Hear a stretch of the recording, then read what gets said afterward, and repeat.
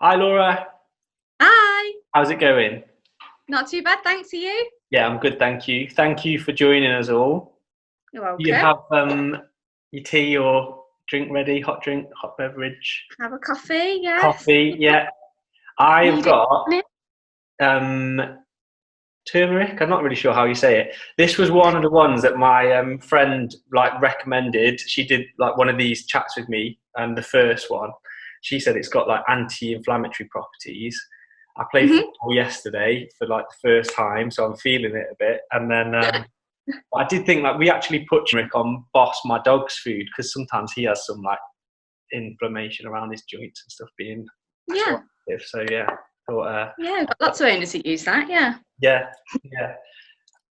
That kind of gives a little bit of a hint away as to what it is you do. So on these talks already, I've had last week was occupational therapist, pediatric one. Week before was a pediatric physiotherapist and a nutritional therapist. And you are living proof that we're not all so bad because you've had physiotherapy when you were younger, Yeah, from dysphagia, and you went into physiotherapy, but not physiotherapy for humans. no, not at all. For animals, Yes, dogs, you're cats, whatever veterinary comes. physiotherapist.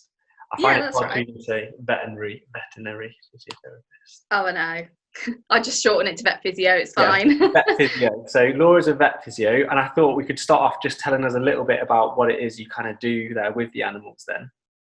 Yeah, so work under veterinary referral, so a veterinary surgeon must refer every single patient to me. I can't touch a dog without their consent.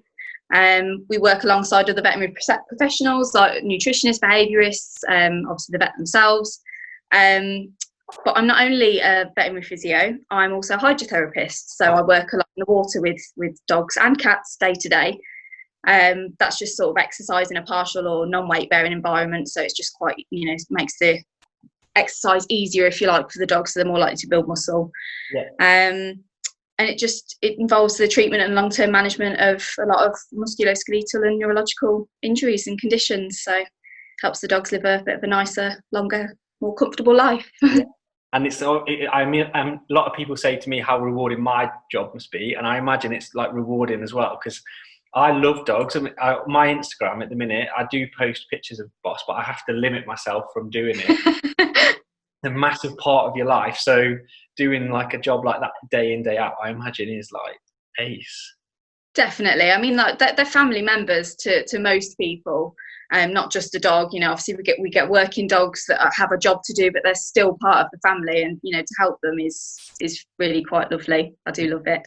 And you said then, like, what are the cats like in hydrotherapy? Because am I being stereotypical to think cats don't really like water and stuff? Or Yeah, I mean, normally they don't, but we've got one lady in particular at Hawksmoor who deals best with the cats. We call her the cat lady. She's brilliant.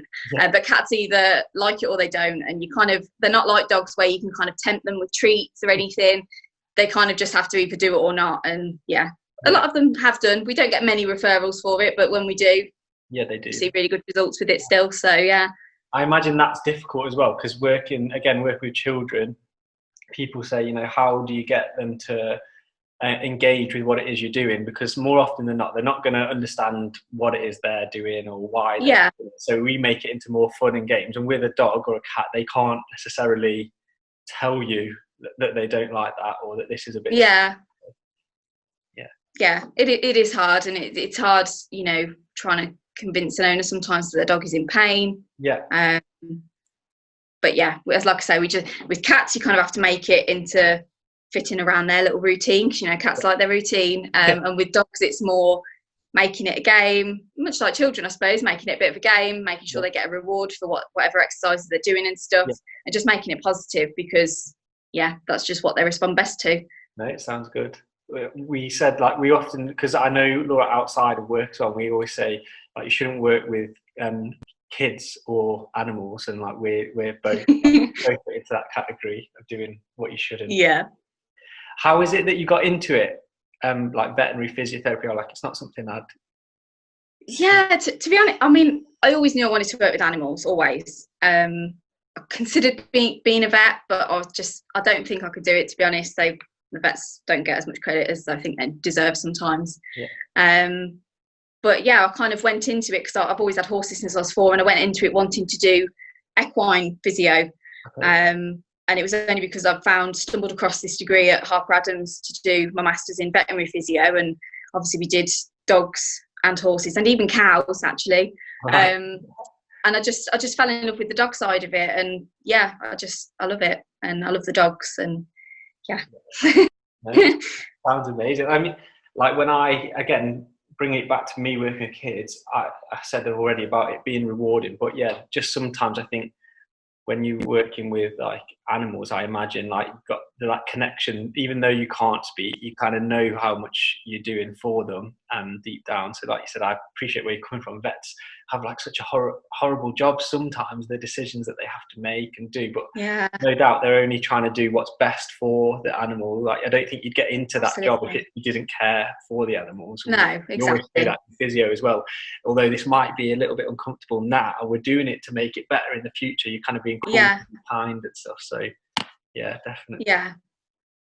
Yeah, definitely. No, sounds like really interesting, and I'm forever picking your brains like when I see you about Boss, saying, "Now, what would you do about this?" or "You got any tips for me about this?" So I thought like you might be able to give some tips out there for people watching, like what they could do with their dogs or cats, or do's and don'ts and things. Yeah, definitely. So my biggest thing is if you have a ball launcher, throw it away. I'm not joking. It sounds like I'm the fun police, but it's just the excessive ball throwing. Obviously over a long distance, they're big plastic things, they give that in, massive long distance for the dog to run at. But then the slowing down and the twisting and the, all those forces going through the limbs, and, you can get acute injuries from that. Tendons tearing, ligaments, muscle tears, all the stuff. But, you can also get chronic conditions come from that. So a lot of people that, bring their dog with arthritis in their elderly years, they've always loved chasing a ball, and it can just add to joint problems in the future, and it's just not worth it. I mean, there's much more better things you can be doing with them. I'm not saying to never throw a ball, but perhaps warm them up beforehand, do it at the end of your walk, hide the ball, get the dog to find it that way, slow rolling rather than launching. Yeah. There's just much more enriching things for a dog to be doing, because it not only that, but it kind of makes them mentally a bit mad about it. And, you see all these collies. I had a collie, and as soon as I got the ball out, he didn't want to know anything else. He didn't go off and sniff. He didn't go off and socialise with other dogs. And yeah, it can just be a bit too much for them sometimes, I think. So there's that. I think that you've mentioned that to me before about that with Boss, and like we don't have one. You're glad to know. And Boss being like working, it's lots more scent work. Where is your ball? Go find it and make him sit and wait. And he loves that kind of thing. But the way I think the same. Like I wouldn't get up now, go outside and sprint down the garden. Or if I did, it hurt me, I'd pull something probably. But exactly. Would you do anything different with your dog? Like let them kind of warm up and into it, definitely. Exactly, yeah. I think a lot of owners kind of just focus so much on needing their dog to be tired, that they think all it is physical, and it's not. It's all the mental enrichment you can be doing with them. I mean, like puppies, people go out and get a working breed, and yes, they need to be busy. But when they're so young, the joints aren't formed yet. You wouldn't ask your 18-month-old toddler to go out and do a run or anything. But I think a lot of people expect pups to do that.